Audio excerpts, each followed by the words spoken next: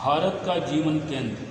प्रत्येक जात के जीवन का कोई न कोई उद्देश्य है और जैसा कि स्वाभाविक है, प्रत्येक जाति अपना निजी वैशिष्ट्य तथा व्यक्तित्व लेकर जन्म ग्रहण करती है। राष्ट्रों के स्वर सामंजस्य में प्रत्येक जाति मानो एक एक पृथक स्वर का प्रतिनिधित्व करती है और सभी जातियां मिलकर एक सुमधुर संगीत की सृष्टि करती हैं। वह पृथक स्वर ही उसकी जीवनी शक्ति है, उसके जातीय जीवन का मेरुदंड या मूल भित्ति है। किसी देश में यथा इंग्लैंड में राजनीतिक सत्ता ही उसकी जीवनी शक्ति है। कला कौशल की उन्नति करना किसी अन्य राष्ट्र का प्रधान लक्ष्य है। ऐसे ही दूसरे देशों के विषय में भी समझो। मैंने देखा है कि सामाजिक जीवन पर धर्म का कैसा प्रभाव पड़ेगा, यह दिखाए बिना मैं अमेरिका वासियों में धर्म प्रचार नहीं कर सकता था और इंग्लैंड में यह बताए बिना कि वेदांत के द्वारा क्या क्या आश्चर्यजनक राजनीतिक परिवर्तन हो सकेंगे, मैं धर्म प्रचार नहीं कर सका। हमारी इस पवित्र मातृभूमि का मेरुदंड, मूल भित्ति या जीवन केंद्र एकमात्र धर्म ही है। भारतवर्ष में धर्म ही राष्ट्रीय जीवन का केंद्र है और वही राष्ट्रीय जीवन रूपी संगीत का प्रधान स्वर है। दूसरे लोग भले ही राजनीति को व्यापार के बल पर अगाध धनराशि अर्जित करने के गौरव को, वाणिज्य नीति की शक्ति और उसके प्रचार को, बाह्य स्वाधीनता प्राप्त के अपूर्व सुख को महत्व देते रहें, परंतु हिंदू अपने मन में न तो इसके महत्व को समझते हैं और न समझना ही चाहते हैं। हिंदुओं के साथ धर्म, ईश्वर, आत्मा, आनंद तथा मुक्ति के विषय में बातें कीजिए और मैं आप लोगों को विश्वास दिलाता हूँ। अन्य देशों के दार्शनिक कहे जाने वाले व्यक्तियों की अपेक्षा यहाँ का एक साधारण किसान भी इन विषयों में अधिक जानकारी रखता है। अतः भारत में सामाजिक सुधार का प्रचार तभी हो सकता है जब यह दिखा दिया जाए कि उस नई प्रथा से आध्यात्मिक जीवन की उन्नति में कौन सी विशेष सहायता प्राप्त होगी। राजनीति का प्रचार करने के लिए हमें दिखाना होगा कि उसके द्वारा आध्यात्मिक उन्नति रूप हमारे राष्ट्रीय जीवन की आकांक्षा की कितनी पूर्ति हो सकेगी। इस संसार में प्रत्येक व्यक्ति को और उसी प्रकार प्रत्येक राष्ट्र को भी अपना मार्ग चुन लेना पड़ता है। हमने युगों पूर्व अपना पथ निर्धारित कर लिया था और अब हमें उसी पर डटे रहना चाहिए, उसी के अनुसार चलना चाहिए। फिर हमारा चयन भी तो कोई उतना बुरा नहीं है। जड़ की जगह पर चैतन्य का और मनुष्य की जगह पर ईश्वर का चिंतन करना क्या संसार में इतनी बुरी चीज़ है? परलोक में दृढ़ आस्था, इस लोक के प्रति दिव्य विरक्ति, प्रबल त्याग शक्ति एवं ईश्वर और अविनाशी आत्मा में दृढ़ विश्वास तुम लोगों में सतत विद्यमान है। क्या तुम इसे छोड़ सकते हो? नहीं, तुम इसे कभी नहीं छोड़ सकते। तुम कुछ दिन भौतिकवादी होकर और भौतिकवाद की चर्चा करके भले ही मुझ में विश्वास जमाने की चेष्टा करो, पर मैं जानता हूँ कि तुम क्या हो। तुमको थोड़ा धर्म अच्छी तरह से समझा देने भर की देर है कि तुम परम आस्तिक हो जाओगे। जरा सोचो, तुम अपना स्वभाव भला कैसे बदल सकते हो। तुम्हारी राजनीति, समाज सुधार, धन कमाने के उपाय, वाणिज्य नीति आदि बातें बत्तख की पीठ से जल के समान कानों से बाहर निकल जाएगी। भला हो या बुरा, हमारे राष्ट्र की जीवन शक्ति धर्म में ही केंद्रीभूत है। तुम इसे बदल नहीं सकते, नष्ट नहीं कर सकते और न ही उसे हटाकर इसकी जगह किसी अन्य चीज़ को ही रख सकते हो। तुम किसी विशाल उगते हुए वृक्ष को एक जगह से उखाड़कर दूसरी जगह नहीं ले लगा सकते और न ही वह वहाँ शीघ्र ही जड़ें पकड़ सकता है। भला हो या बुरा, भारत में हजारों वर्ष से धार्मिक आदर्श की धारा प्रवाहित हो रही है। भला हो या बुरा, भारत का वायुमंडल इसी धार्मिक आदर्श से 20 सदियों तक पूर्ण रहकर जगमगाता रहा है। भला हो या बुरा, हम इसी धार्मिक आदर्श के भीतर जन्मे तथा पले हैं। यहाँ तक कि अब यह हमारे रक्त में ही मिल गया है। हमारे रोम रोम में यही आदर्श रम रहा है।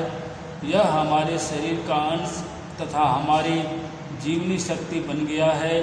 क्या तुम उतनी ही प्रतिक्रिया जगाए बिना ही हजारों वर्षों के दौरान इस वेगवती नदी द्वारा बनाए गए पाठ को भरे बिना ही इस धर्म को त्याग सकते हो?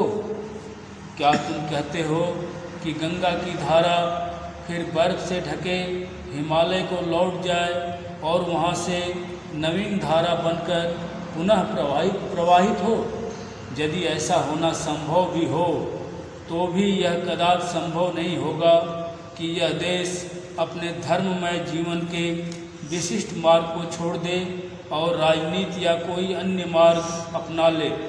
तुम न्यूनतम बाधाओं के मार्ग से ही कार्य कर सकते हो और भारत के लिए धर्म ही अल्पतम बाधा वाला मार्ग है। धर्म पथ का अनुसरण करना ही हमारे जीवन, हमारी उन्नति और हमारे कल्याण का भी मार्ग है। यदि कोई राष्ट्र अपनी स्वाभाविक जीवनी शक्ति को दूर करने का प्रयास करे, शताब्दियों से जिस दिशा की ओर उसकी विशेष गति हुई है उससे मुड़ जाने का प्रयत्न करे और यदि वह इसमें सफल हो जाए तो वह राष्ट्र मर जाता है। अतः यदि तुम धर्म को फेंककर राजनीति, समाजनीति या किसी अन्य नीति को अपनी जीवनी शक्ति का केंद्र बनाने में सफल हो जाओ तो इसके फलस्वरूप तुम्हारा अस्तित्व तक मिट जाएगा। इसे छोड़ोगे तो मृत्यु निश्चित है। यदि तुम इस जीवन प्रवाह से बाहर निकल आए तो मृत्यु ही एकमात्र परिणाम और पूर्ण नाश ही एकमात्र परिणति होगी। भारतवर्ष का प्राण धर्म और एकमात्र धर्म ही है। उसके जाने पर राजनीतिक उन्नति, समाज सुधार या उसकी प्रत्येक संतान के सिर पर ढाला गया कुबेर का ऐश्वर्य भी कुछ नहीं कर सकता। मेरे कहने का तात्पर्य यह नहीं है कि दूसरी चीज़ों की आवश्यकता ही नहीं है। मेरे कहने का यह अर्थ नहीं कि राजनीतिक या सामाजिक उन्नति अनावश्यक है, परंतु मेरा तात्पर्य यह है और मैं तुम्हें सदा इसकी याद दिलाना चाहूँगा कि ये सभी गौण विषय हैं, मुख्य विषय धर्म है। यदि जीवन का रक्त सशक्त एवं शुद्ध हो तो शरीर में विषैले कीटाणु नहीं रह सकते। हमारी आध्यात्मिकता ही हमारा जीवन रक्त है। यदि यह साफ बहता रहे, यदि शुद्ध तथा सशक्त बना रहे तो सब ठीक है। राजनीतिक, सामाजिक और चाहे जैसी भी सांसारिक त्रुटियां हों, यहाँ तक देश की निर्धनता भी यदि खून शुद्ध है तो सब ठीक हो जाएगा। उदाहरण के लिए हम आधुनिक चिकित्सा शास्त्र की एक उपमा लें। हम जानते हैं कि किसी बीमारी के दो कारण होते हैं। एक तो शरीर में बाहर से कुछ विषैले जीवाणुओं का प्रवेश और दूसरा शरीर की अवस्था विशेष। यदि शरीर की अवस्था ऐसी न हो जाए कि वह जीवाणुओं को घुसने दे, यदि शरीर की जीवनी शक्ति इतनी क्षीण न हो जाए कि जीवाणु शरीर में घुसकर बढ़ते रहें, तो संसार के किसी भी जीवाणु में इतनी शक्ति नहीं जो शरीर में बैठकर बीमारी पैदा कर सके। वस्तुतः हर मनुष्य के शरीर में सदा करोड़ों जीवाणु प्रवेश करते रहते हैं, परंतु जब तक शरीर बलवान है हमें उनकी खबर नहीं रहती। जब शरीर कमज़ोर हो जाता है तभी ये विषैले जीवाणु उस पर अधिकार कर लेते हैं और रोग पैदा करते हैं।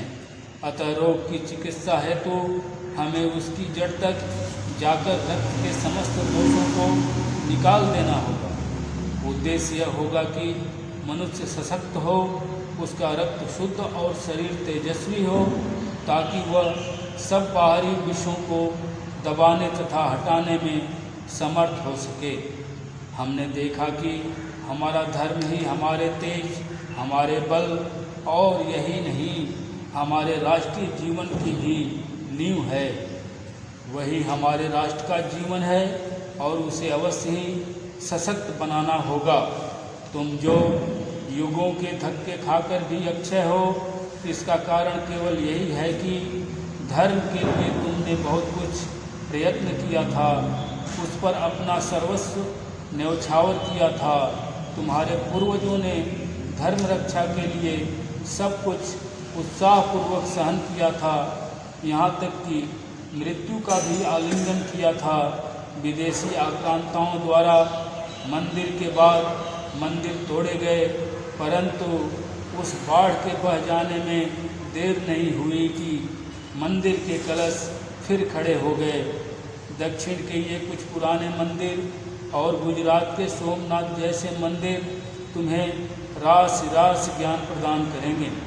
वे जाति के इतिहास के भीतर वह गहन अंतर्दृष्टि प्रदान करेंगे जो ढेरों पुस्तकों से भी नहीं मिल सकती। देखो किस तरह ये मंदिर सैकड़ों आक्रमणों और सैकड़ों पुनरुत्थानों के चिन्ह धारण किए हुए हैं।